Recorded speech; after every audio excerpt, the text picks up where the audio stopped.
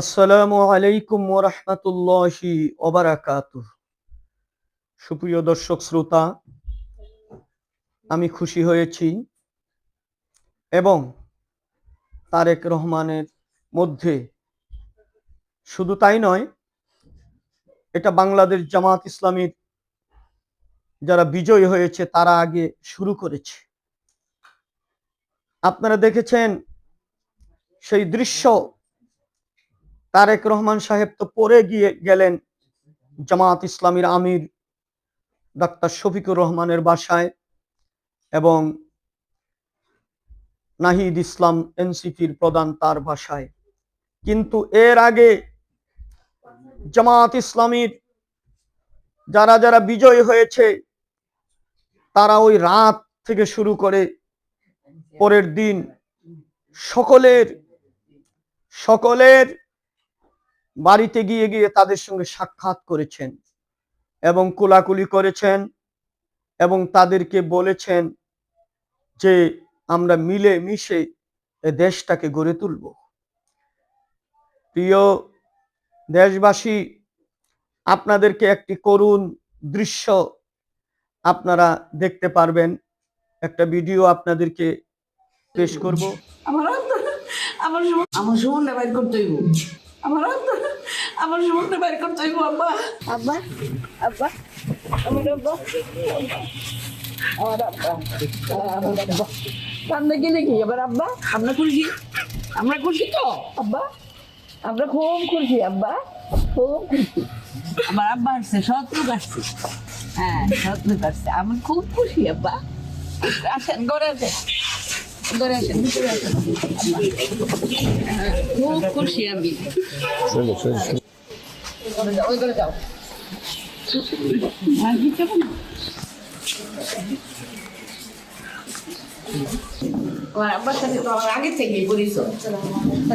সেটা হচ্ছে বাংলাদেশ জামাত ইসলামীর মীর কাশেম আলী মিন্টু,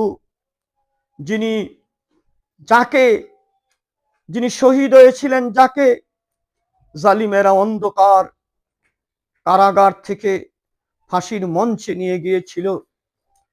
এই সময় তার একটি ছেলে আরমান, ব্যারিস্টার আরমানকে আয়নাগরে নিয়ে গুম করে রেখেছিল। জামাত ইসলামীর কোন নেতৃবৃন্দ ফাঁসির মঞ্চে কান্না করে নাই। মীর কাশেম আলী মিন্টু তার পরিবার যখন দেখা করতে গিয়েছিল অঝোরে কান্না করেছিল আর বলেছিল, আমার ছেলেটা কোথায় আছে? আমি আজ দুনিয়া ছেড়ে চলে যাচ্ছি, আমার ছেলেটার কি ভাগ্য বরণ করতে হয়েছে আমি জানি না। বাবার ফাঁসি হয়েছে, ছেলে জালিমের আয়নাগরে বন্দী ছিলেন, সেই ছেলে আজ এমপি হয়েছে। সেই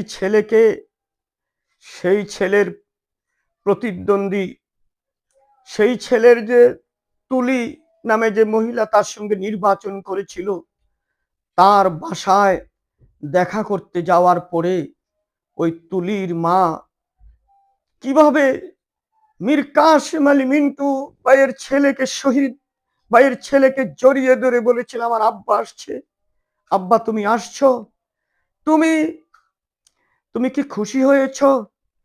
আমি অনেক খুশি হয়েছি, তুমি আমার আব্বা। এইভাবে জড়িয়ে ধরে দৃশ্যটা আপনারা আমার এই আলোচনার এক পর্যায়ে দেখতে পারবেন। এই দৃশ্যটা পুরা জাতিকে নাড়া দিয়েছে। জামাত ইসলামীর এমপিরা এইরকম দৃশ্য দেখাচ্ছে। এইটা দেখে তারেক রহমান সিদ্ধান্ত নিয়েছে, তিনি দুই দিন পর বাংলাদেশ জামাত ইসলামীর আমির এবং নাহিদ ইসলাম এনসিপির সভাপতির সঙ্গে সাক্ষাৎ করতে গিয়েছেন। এরপরেও আমি তাকে ধন্যবাদ জানাবো। এই ধারা আপনাকে বজায় রাখতে হবে। মনে করবেন না আগের বাংলাদেশ আর হবে না। এই বাংলাদেশ আর ফেসিবাদে ফিরে যাবে না। এই বাংলাদেশ গালাগালিতে ফিরে যাবে না। যেই ভদ্র সভ্য, ব্রেনি, শিক্ষিত জামাত ইসলামীর লোকেরা সংসদে গিয়েছে। এই সংসদ হবে একটি প্রাণবন্ত সংসদ। এই সংসদে আশা করি দেশের জন্য, দেশকে চিন্তা করে, দলের চিন্তা, দলের কর্মীদের ভাগ বাটোয়ারা এইগুলো বন্ধ করে নিজের দলকে সামলান। তারেক রহমান সাহেব, আপনার মা দুনিয়ার থেকে বিদায় হয়ে গেছে। আপনার মা বেগম খালেদা জিয়া কিংবদন্তি, বাংলার মানুষের যিনি আশা ভরসা ছিল, তার তার রক্তের সাথে তার এই কষ্ট জীবনে সে নিয়ে নিয়ে গিয়েছে। তার ধারা, তার আদর্শ আপনি বিন্দু মাত্র আপনি দূরে সরে যাবেন না। তার জীবন ভরা ভারত বিরোধী ছিল তার আদর্শ। ভারত আমাদের কোনোদিন আপন হতে পারে না। ভারতকে যদি বন্ধু মনে করেন, ভারত আমাদের প্রতিবেশী, যেমনি ভাবে প্রতিবেশীর সাথে প্রতিবেশীর হক থাকে সেটা হবে, কিন্তু ভারত আমাদের প্রভু হতে পারে না। ভারতের কথায় আমরা চলতে পারি না। আসসালামু আলাইকুম ওয়া রাহমাতুল্লাহি ওয়া বারাকাতুহু।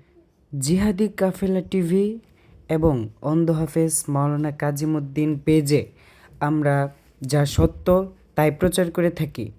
তো সম্মানিত দর্শক মণ্ডলী, আপনাদের কাছে অনুরোধ রইল আমাদের এই ভিডিওগুলো বেশি বেশি শেয়ার করবেন এবং সাবস্ক্রাইব করে আমাদের পাশে থাকবেন। ধন্যবাদ।